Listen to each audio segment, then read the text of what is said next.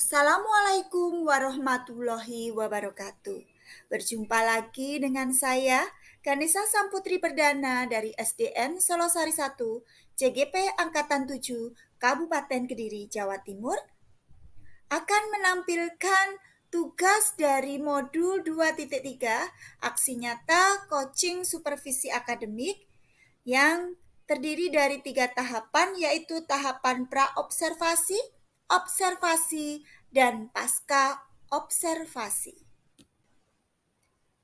Dalam menyelesaikan tugas aksi nyata modul 2.3 tentang supervisi akademik, saya tidak lepas dari bimbingan fasilitator Bapak Teguh Supriyadi dan pengajar praktik Ibu Ida Yuliastuti. Juga saya dibantu oleh rekan sejawat saya, Ibu Cindy Pratiwi, guru kelas 5 di SDN Selosari 1.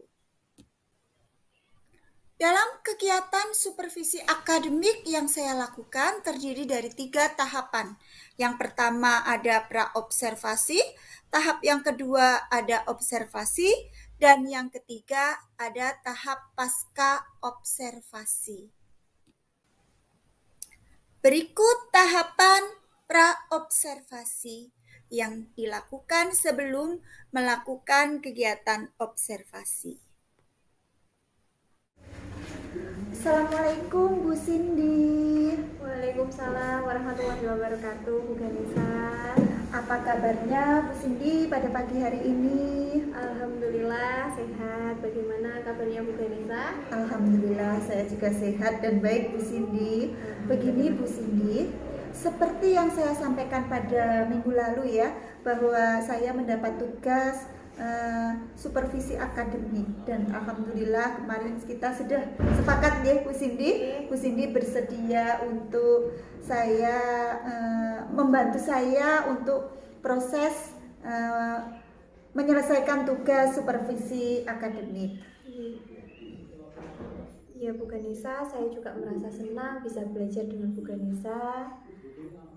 Iya Bu Cindy. Nah, perlu Bu Cindy ketahui bahwa kegiatan supervisi akademik ini bertujuan untuk membantu guru, yaitu panjenengan, untuk mengembangkan kemampuan atau kompetensi panjenengan dalam mencapai tujuan pembelajaran yang dirancang bagi muridnya.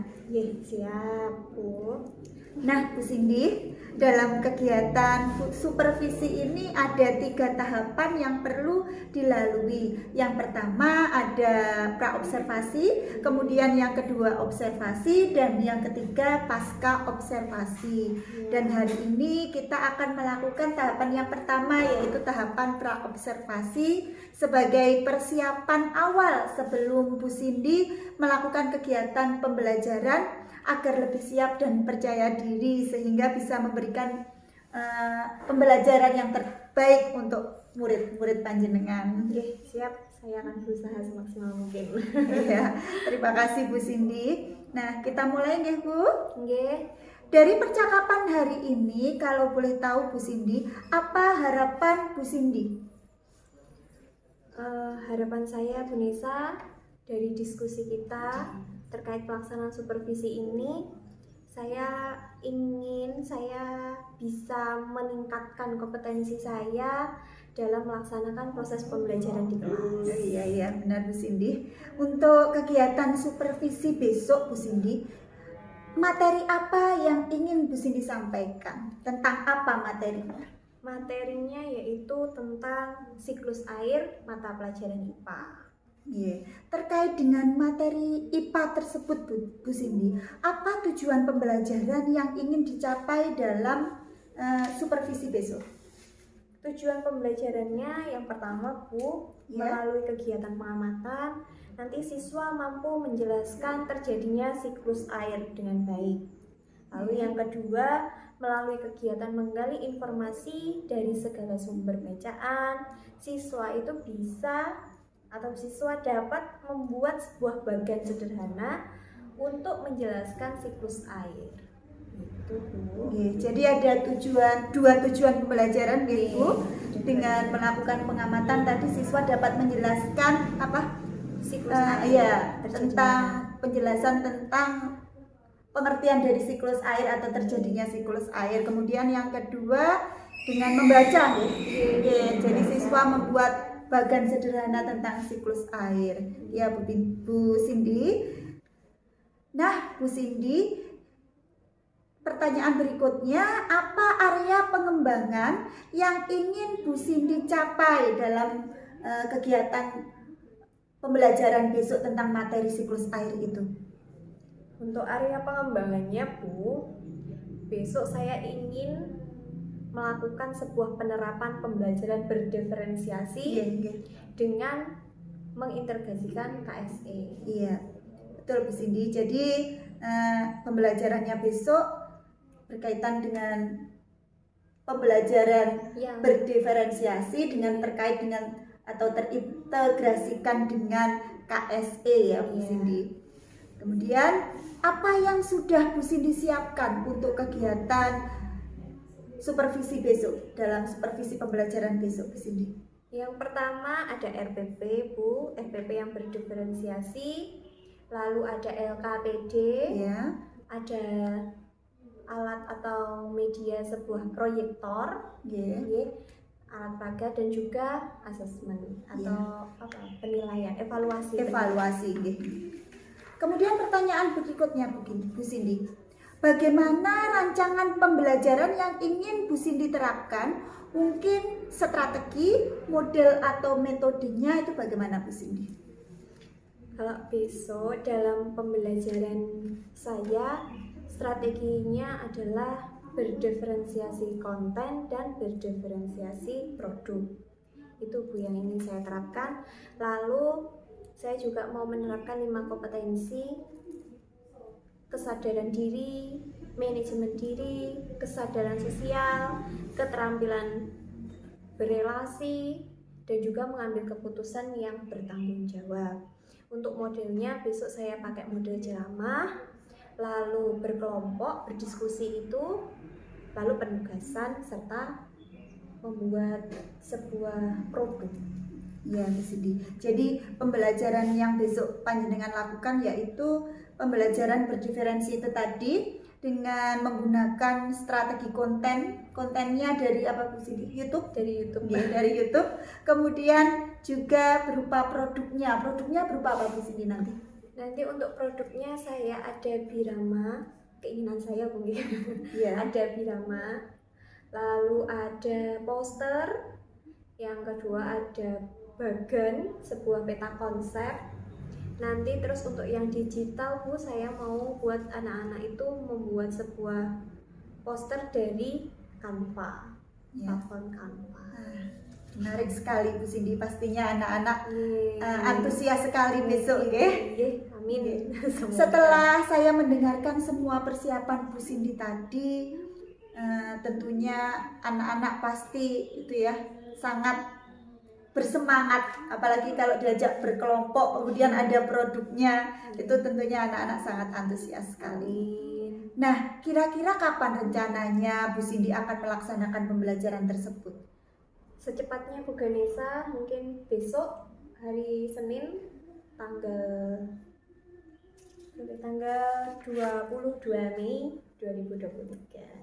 Baik Bu Cindy, berarti besok Senin saya akan melakukan kegiatan yang kedua, tahapan yang kedua yaitu tahapan observasi kegiatan pembelajaran di kelas. Dan setelah itu kita juga akan melakukan tahapan yang ketiga yaitu kegiatan percakapan pasca observasi. Ya, siap Bu, siap. Nah, yang terakhir Bu Cindy, bagaimana perasaan Bu Cindy setelah melakukan percakapan praobservasi kita kali ini? Bagaimana perasaan panjenengan? Saya sangat senang sekali Bu bisa bercerita, berdiskusi dengan panjenengan Bu Ganesha, dan juga bisa menambah pengetahuan saya terkait proses pembelajaran yang ada di kelas bersama murid-murid nanti. Ya, luar biasa Bu Cindy. Terima kasih Bu Cindy. Sampai jumpa besok pada kegiatan observasi di kelas. Tetap semangat ya Bu Cindy. Tetap semangat ya Bu Ganesha. Terima kasih banyak. Sama-sama Bu. Assalamualaikum. Waalaikumsalam warahmatullahi wabarakatuh. Berikut tahapan observasi.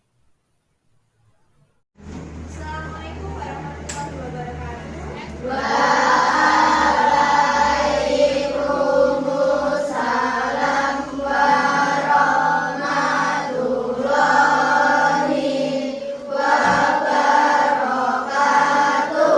Bagaimana kabarnya hari ini? Masih semangat? Sebelum kita melaksanakan pembelajaran pada pagi hari ini, mari kita berdoa dulu. Siapa yang memimpin doa? Siapa? Mas Hadir. Iya, Mas Hadir.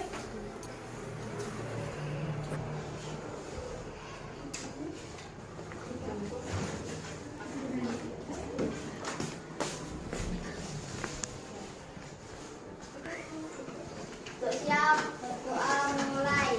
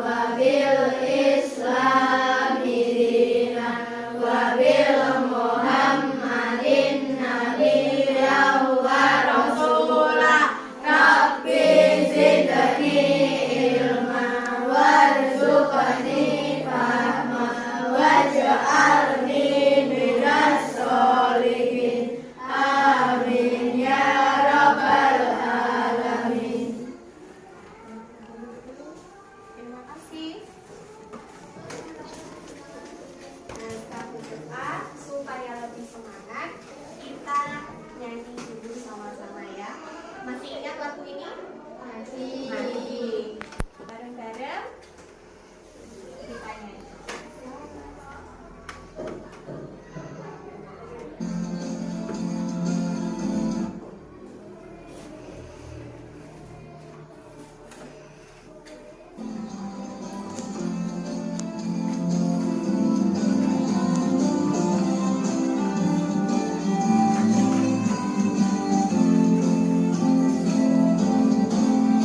Berkibarlah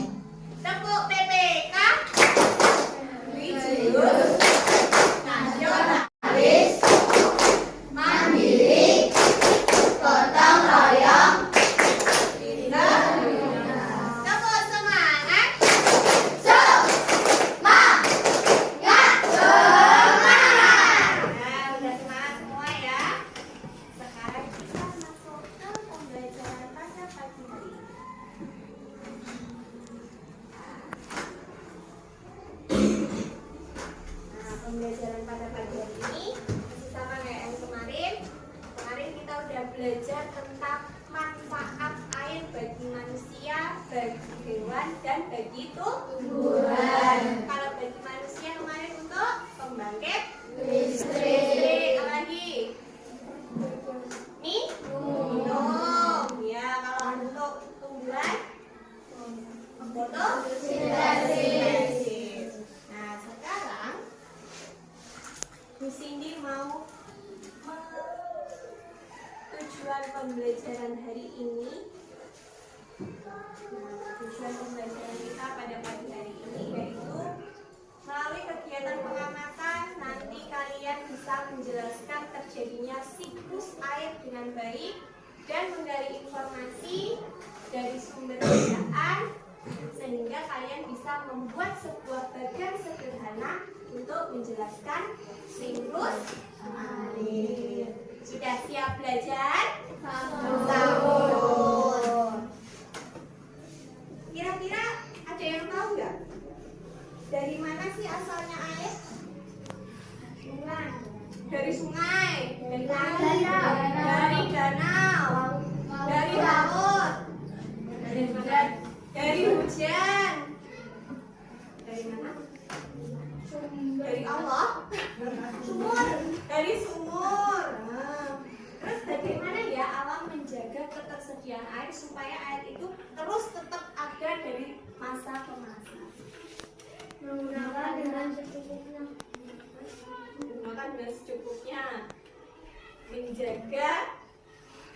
Menjaga ketersediaan air. Ayo. Nah, untuk menjaga ketersediaan air kita nanti akan belajar yang namanya ini siklus air. Nah, siklus air. Kelihatan nggak? Kelihatan ya? Nah, Bu Cindy mau kalian mengamati gambar yang ada di depan ini. Lalu kalian coba jelaskan apa ya siklus air itu. Yang pertama pasti Bu Cindy mau bilang air itu merupakan bahan pokok utamanya bagi manusia karena 70% di bumi itu terdiri dari air. Satu-satu ya.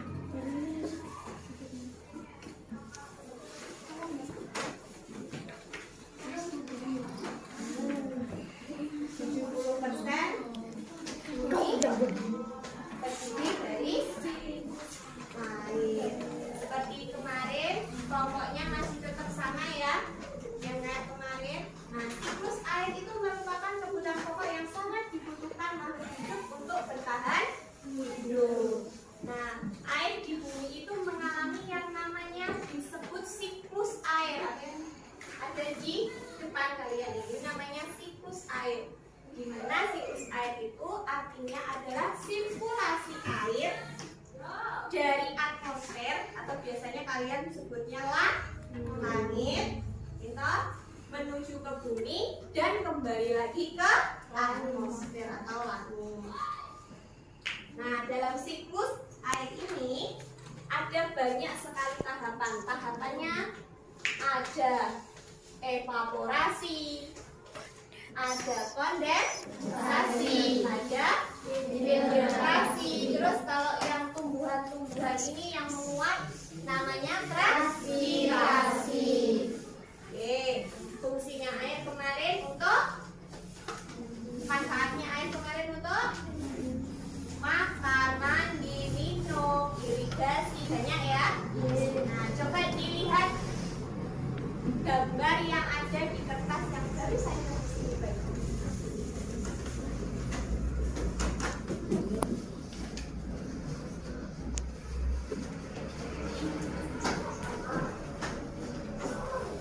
Sampun? Sudah? Sudah diperhatikan gambarnya? Sampun. Yang pertama,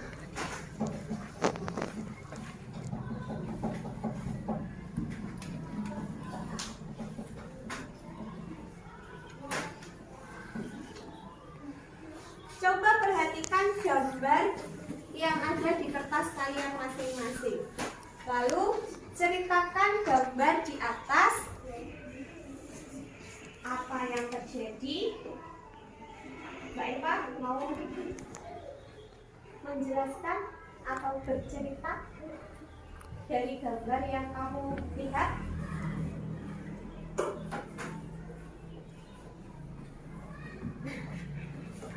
Gimana air danau itu menguap yang namanya bisa disebut evaporasi. Air mengembun, menguap ke atas jadi awan.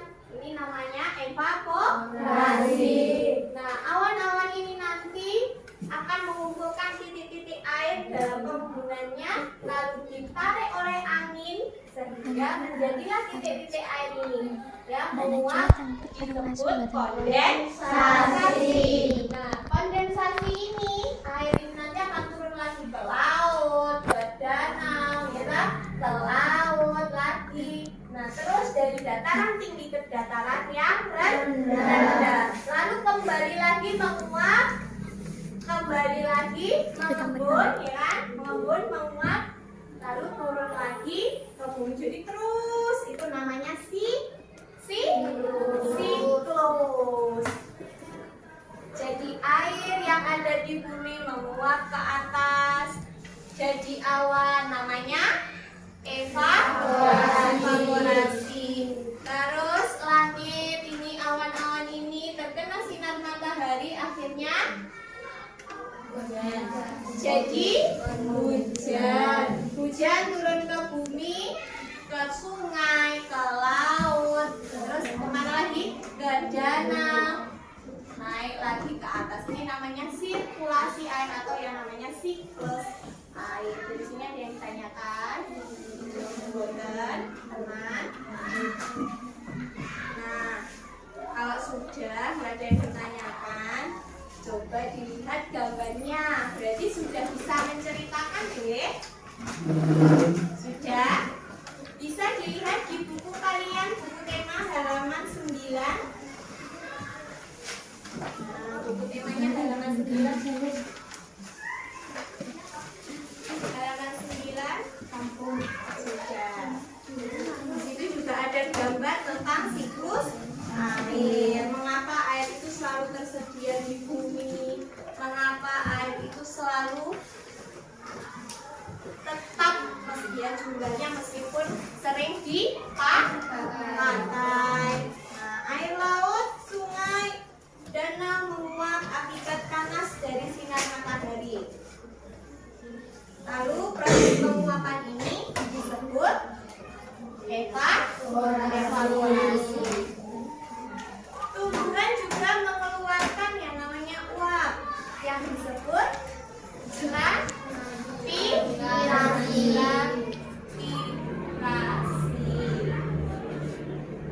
Nah, uap air ini yang berkumpul di udara menjadi awan, lalu terkena angin, ya toh?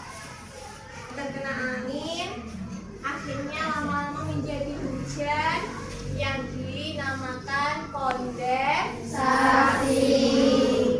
Nah, dari kondensasi ini nanti airnya akan turun lagi dari tanah, lalu ke sungai, ke danau, ke laut, gitu. Ini nanti kembali lagi menguap, kembali lagi mengendap, lalu turun jadi hujan. Ya, diceritakan ya di bukunya. Betul? Dan ditulis nama kelompoknya. Silakan ditulis nama kelompoknya masing-masing.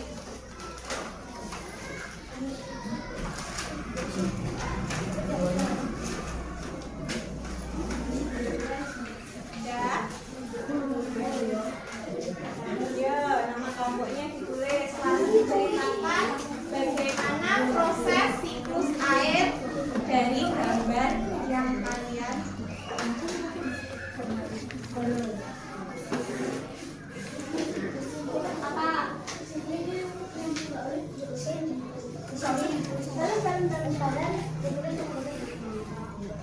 nggak usah ditulis apa adanya.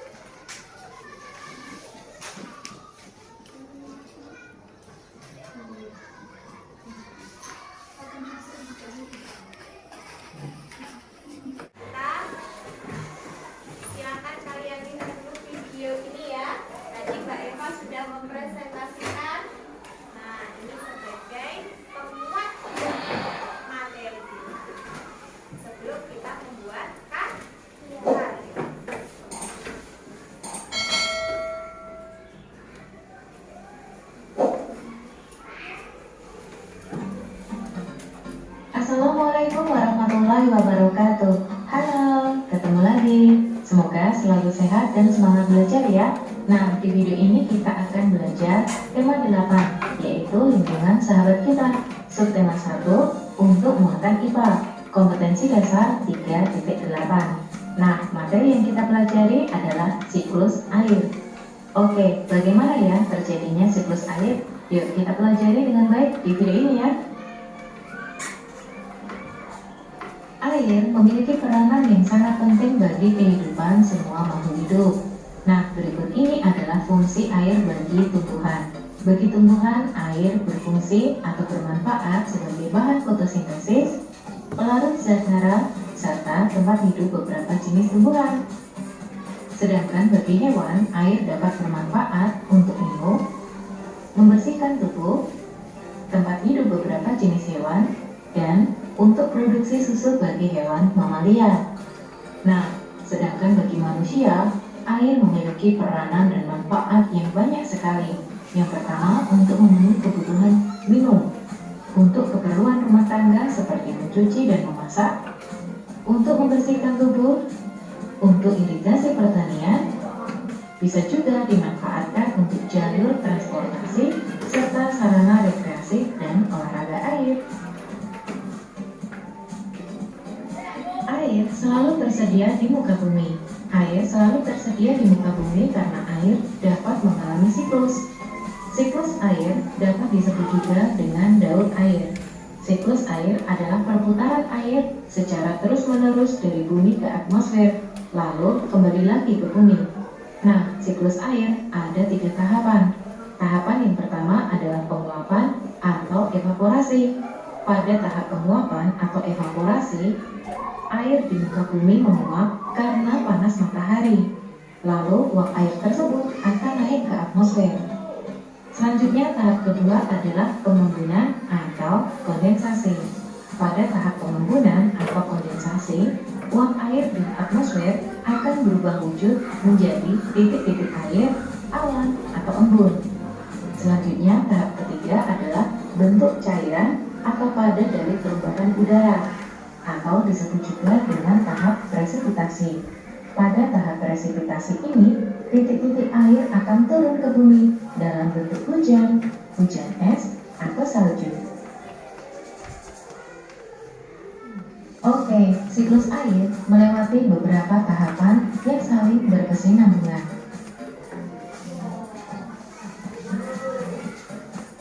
Dimulai dari air di permukaan bumi menguap karena adanya panas matahari. Proses tersebut dinamakan dengan evaporasi.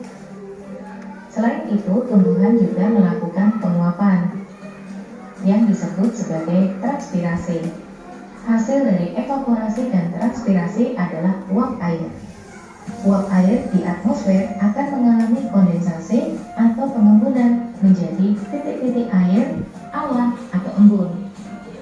Nah, jika titik-titik air di awan sudah jenuh, maka terjadilah hujan atau presipitasi. Selanjutnya, air hujan akan terserap oleh tanah, dan ada juga yang menjadi air permukaan yang dapat menguap kembali. Agar lebih mudah memahami siklus air, kita akan membuat skema atau diagram alir dari siklus air. Yang pertama, air di bumi mengalami penguapan atau yang disebut juga dengan evaporasi. Selanjutnya, uap air di atmosfer akan mengalami kondensasi atau pengembunan. Kemudian, jika titik-titik air di awan sudah jenuh, maka terjadilah hujan atau presipitasi, di mana air hujan dapat terserap menjadi air tanah dan sebagian juga menjadi air limpasan yang mengalir di muka bumi. Kemudian air tersebut dapat mengalami penguapan atau evaporasi kembali, sehingga dapat kita simpulkan bahwa jumlah air di bumi cenderung tetap, hanya wujud dan tempatnya yang berubah.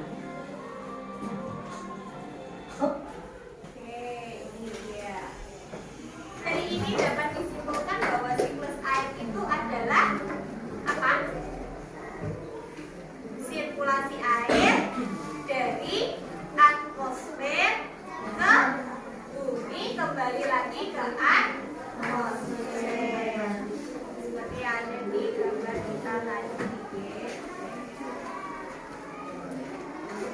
Dikasih dasar.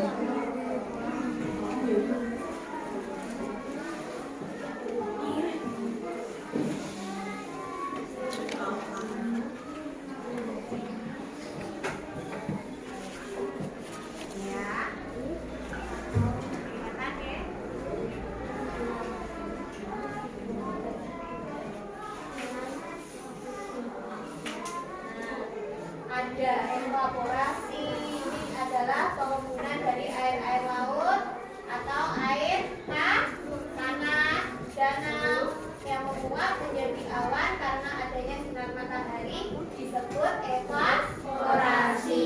Nah, titik-titik awan ini akan mengendap lalu menjadi hujan. Nah, proses ini dinamakan kondensasi. Setelah hujan turun lagi ke bumi, nah ini namanya siklus air pendek, ya. Terus jatuh ke bumi, jatuh ke air tanah, jadi di sumur, ada di dalam sumur kalian, di sungai, di laut. Nah, ini namanya daur air atau siklus air. Nah, setelah kalian belajar ini, bagaimana perasaannya? Nah, sebelum itu kita melaksanakan evaluasi yang terakhir ya sebelum masuk ke pembelajaran. Silahkan dibagikan. Satu anak satu.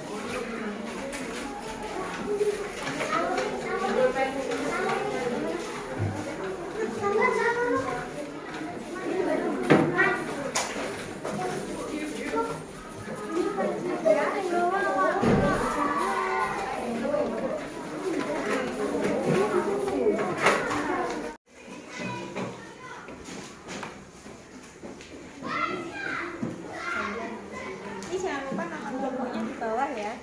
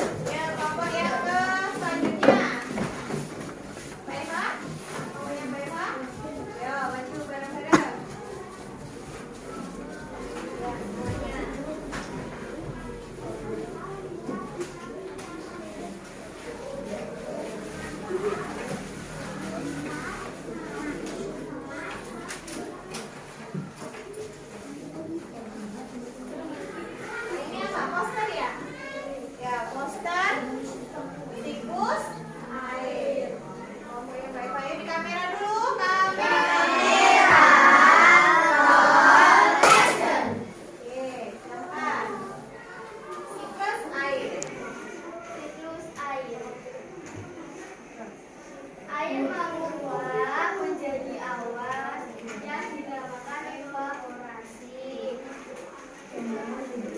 Uapan air menjadi awan dinamakan kondensasi. Titik hujan turun ke danau lalu mengendap yang dinamakan infiltrasi. Ya. Terus lagi, putar lagi, jadi uap,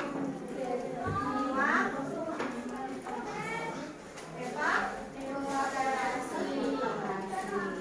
Dan terus seperti itu ya siklusnya terus berputar. Jadi setelah evaporasi terjadi kondensasi lalu infiltrasi. Oke, terima kasih buat kelompoknya Mbak. Beri tepuk tangan.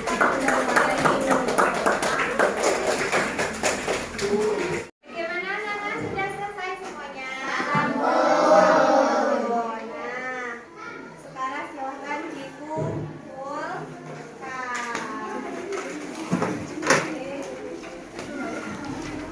Jadikan satu.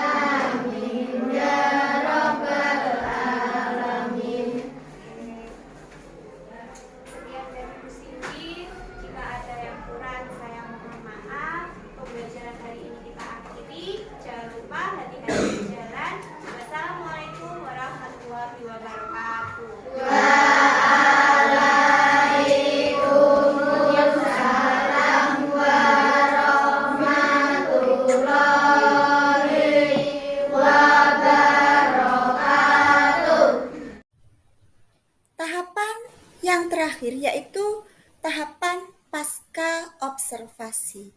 Berikut tahapan pasca observasi. Berikut tahapan pra-observasi yang dilakukan sebelum melakukan kegiatan observasi.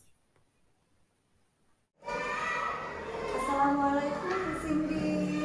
Waalaikumsalam warahmatullahi wabarakatuh. Bagaimana kabarnya Bu Cindy pada pagi hari ini? Alhamdulillah baik. Sehat. Bagaimana kabarnya Bapak? Alhamdulillah sehat juga Bu. Begini Bu Cindy, seperti yang sudah saya sampaikan pada percakapan kita waktu pra-observasi kemarin, bahwa kegiatan observasi terdiri dari 3 tahapan, yaitu pra-observasi, observasi, dan pasca observasi. Nah, pada kesempatan pagi hari ini kita akan melakukan kegiatan pasca observasi dengan didampingi oleh Ibu Pengajar Praktik, Ibu Ida Yuliastuti. Nah, sekarang dalam kegiatan hari ini adalah merupakan tahapan ketiga kita dalam pelaksanaan kegiatan supervisi yang bertujuan untuk merefleksi pelaksanaan kegiatan pembelajaran yang sudah panjenengan laksanakan kemarin. Kalau saya amati di sini kemarin anak-anak itu sangat antusias dalam pembelajaran yang sudah dilakukan. Anak-anak tidak hanya antusias tetapi juga semangat sekali mengikutinya. Hanya saja menurut saya kemarin ada sedikit yang terlewat ya terkait penilaian proses, belum nampak, akan tetapi selebihnya sudah bagus semua Bu Cindy. Alhamdulillah. Bu, insya Allah nanti mungkin karena kemarin saya agak sibuk Ya, apa Bu Cindy? jadi lembar observasinya jadi kurang bisa dimunculkan. Ya nggak apa-apa Bu Cindy. Kalau saya amati secara keseluruhan pembelajaran yang sudah Bu Cindy lakukan kemarin itu sudah bagus dan ribet. Anak-anak juga sangat antusias dalam pembelajaran kemarin. Terima kasih Bu Danisa. Saya juga mau berusaha menerapkan apa yang kita diskusikan dikerjakan pra observasi kemarin.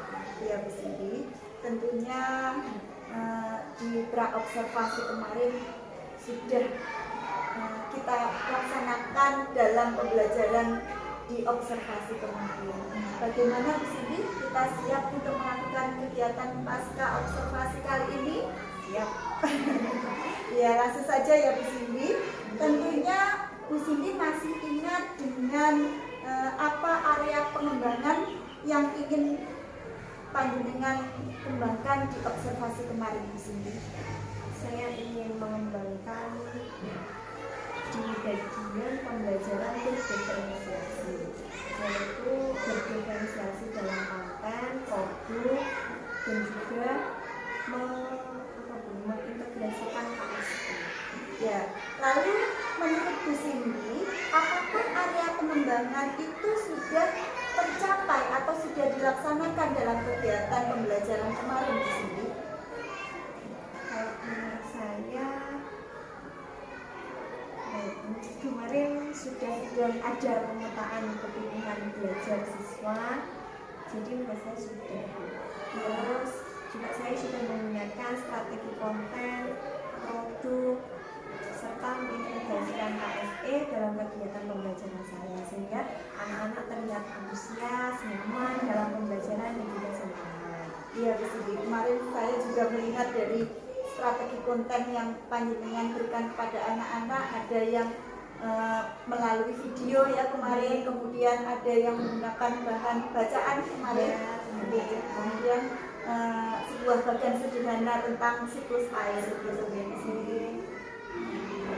Menurut Bu Cindy, apa yang menyebabkan anak-anak tersebut antusias Bu Cindy dalam pembelajaran kemarin? Yang membuat antusias mungkin karena saya memberikan kebebasan kepada anak dalam memilih apa yang dia sukai, apa yang dia inginkan, bakat dan minat mereka. Ya, jadi pembelajarannya benar-benar berpihak pada murid ya Bu Cindy. Jadi murid-murid bisa memilih ya sumber belajar yang beragam dari minat dan bakat mereka. Ya, terus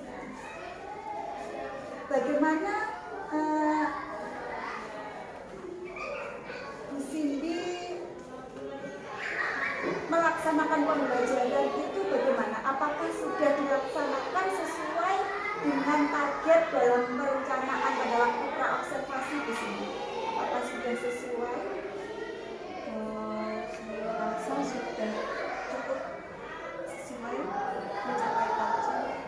Jadi ya, sudah cukup sesuai ya. Kira-kira kalau dalam skala 1 sampai 10 ini posisi Bu Cindy dalam rentang berapa ya terkait dengan target yang Bu Cindy rencanakan tadi? Kira-kira di rentang berapa? Posisi 7 ya, di posisi 7 ya. Kira-kira apa alasannya kok Bu Cindy memposisikan itu di angka 7? Karena menurut saya ada yang benar dalam pemetaannya, dalam proses pembelajarannya pun masih ada yang kurang optimal. Jadi masih ada yang kurang optimal ya di sini. Pembelajaran berdokumentasinya masih kurang optimal.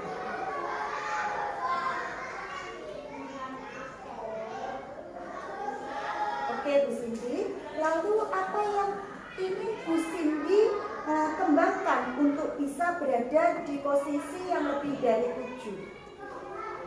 Apa yang Bu Cindy ingin kembangkan di sini? Hal yang perlu saya kembangkan untuk berikutnya harus benar-benar bisa memahami kebutuhan belajar murid, sehingga dalam pembelajaran nanti, dalam pembelajaran berdiferensi nanti, saya bisa mencakup ketiga strateginya, yaitu strategi konten, strategi produk, dan juga strategi proses.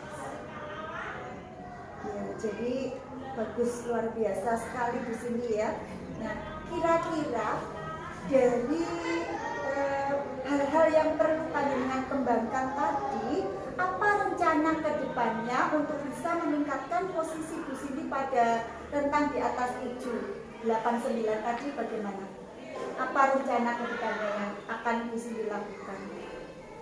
Saya akan menjalin kolaborasi bersama kepala sekolah, misalnya saya melakukan observasi bersama teman sejawat seperti dengan bahasa kemarin, terus berbagi pengalaman ide dalam pembelajaran agar bisa meningkatkan kompetensi saya dalam pembelajaran selanjutnya.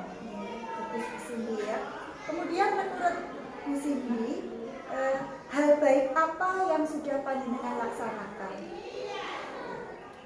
Hal baik yang sudah saya laksanakan dalam kegiatan supervisi ini terkait dengan proses pembelajaran yang berdiferensiasi dengan KSE yang dapat saya penuhi.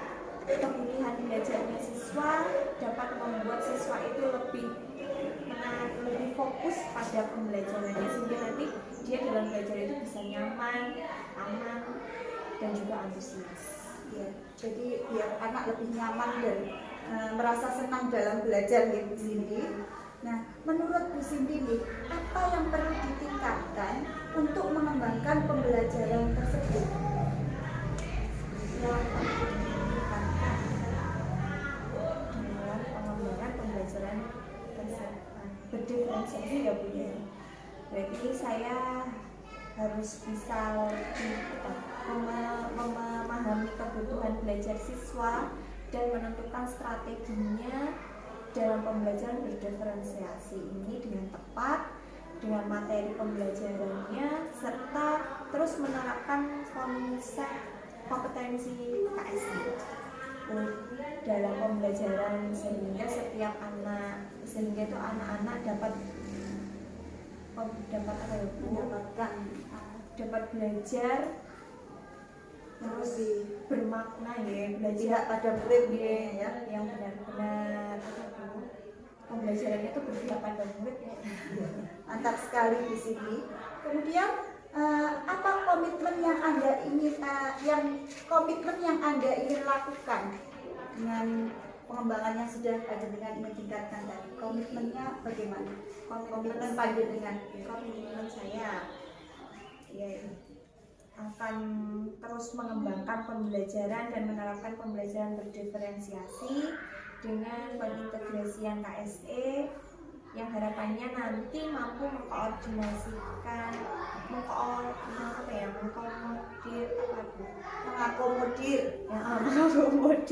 kebutuhan belajar murid sehingga pembelajarannya nanti berpihak pada murid. Jadi ada komitmennya terus mengembangkan pembelajaran dan menerapkan pembelajaran berdiferensiasi gitu yang berintegrasi dengan KSE sehingga kebutuhan belajar murid-murid panjenengan dapat terakomodir semua ya, sehingga pembelajaran dapat terwujud dan berpihak pada murid. Luar biasa sekali di sini. Semoga dari kegiatan supervisi akademik ini benar-benar dapat memberikan manfaat dan dapat meningkatkan kompetensi diri Bu Cindy lebih baik lagi. Terima kasih banyak atas bimbingan panjenengan kepada saya dan juga ilmunya. Sama-sama Bu Cindy, kita sama-sama belajar. Saya juga terima kasih banyak atas waktu yang sudah diberikan. Baik Bu Cindy, untuk percakapan pasca observasi ini saya akhiri dan kurang lebihnya saya mohon maaf. Saya juga minta maaf Bu kalau ada kesalahan. Terima kasih banyak. Ya, sama-sama Bu Cindy. Assalamualaikum warahmatullahi wabarakatuh. Waalaikumsalam warahmatullahi wabarakatuh. Tanda tangan. Ini tanda tangan untuk lembar rencana pengembangan diri yang akan panjenengan lakukan. Terima kasih Bu Cindy. Sama-sama.